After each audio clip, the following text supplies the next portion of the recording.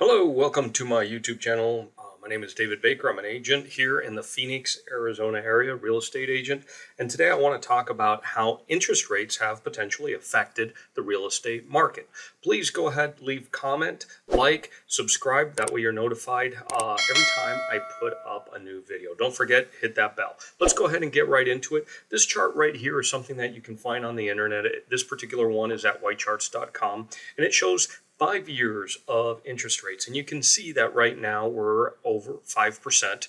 So interest rates have gone up. And of course, home values have gone up, which with the combination of interest rates is making monthly payments a lot higher, means less affordable for people. So that's the chart to get us started. Let's move right into it. And let me show you this right here is the active number of listings. And you can see over the course of the last couple of months, we've seen a substantial increase in the number of active homes. Literally, we have more than tripled the number of active properties on the market. So with more properties on the market, buyers aren't having to compete as much. Sellers are starting to have to give consideration for buyer closing costs and other things. Let's look at this other chart, average days on market. You can see since 2021, really, the average days was around 25. It did grow a little bit, came back down. Well, right now it's back on the upswing, as you can see right here. Chances are we're probably headed for 50 plus, I would assume, here in the very near future. So days on market, it is going to start taking a little bit longer for some homes to sell, especially depending on how the sellers price them.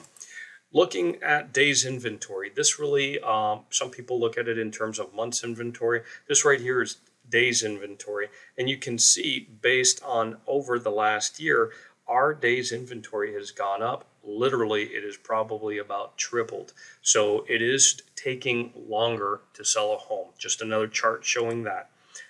Right here in this, we show the percent closing cost paid or assisted by the seller. So you'll notice since the last year, it was really at about 5% or below that the number of sellers that were contributing to buyers' closing costs. We have seen over the last couple of months here that that number is going up. I would assume that that would probably continue with the trend that we're seeing right now with the number of listings going up. So good thing for buyers. It is not a bad idea to see if you can get those sellers to pay for some of your closing costs.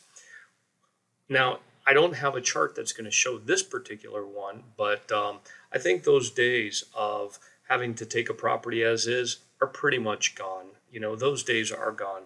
As you get a home under contract now, you will be able to, of course, get it inspected. But beyond that, chances are you will probably be able to get the seller to get some repairs taken care of. That way you're moving into a home that is pretty much move-in ready. Next chart, monthly median sales price. You can really see, you know, back since about 2009, 2010, how prices just went up, went up, went up, went up.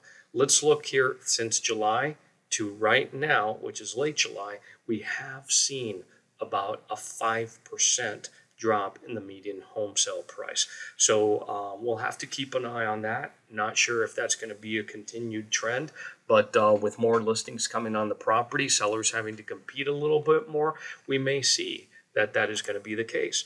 And we can also notice with the price changes per week that we're seeing on this chart right here, how it's grown since February of this year to July right now. There has been a tremendous number of growth in the number of sellers that are changing, you know, their list prices. Matter of fact, I saw one today that they had dropped from $525 to $515 to $499. So that's just somebody that maybe they priced it incorrectly. Maybe it was priced over market value. I'm not sure. Somebody'd have to research it. But this is just really interesting to see how people are starting to see price drops for sellers. So another chart that I want to show here too is gone are those days of, you know, multiple offers coming in and over asking price. This right here shows the sales price to list price ratio. So since about March of this year, till, probably mid of July, we did see 100% of asking price or a little bit over. But right now we have seen that it's dropped about 1% below that asking price, and that's the average for the entire MLS. So that right there is the news. That is how it is affected. Broken down what this is mean. So how have these interest rates affected, both sellers and buyers? Well, as these charts show, first of all, buyers aren't having to compete with other buyers for all the properties out there. Secondly, you won't have to, offer over asking price. You won't have to waive appraisals. You won't have to take the property as is. These are huge things. And, you will have more choices of what home you end up putting an offer on because we do have more listings available.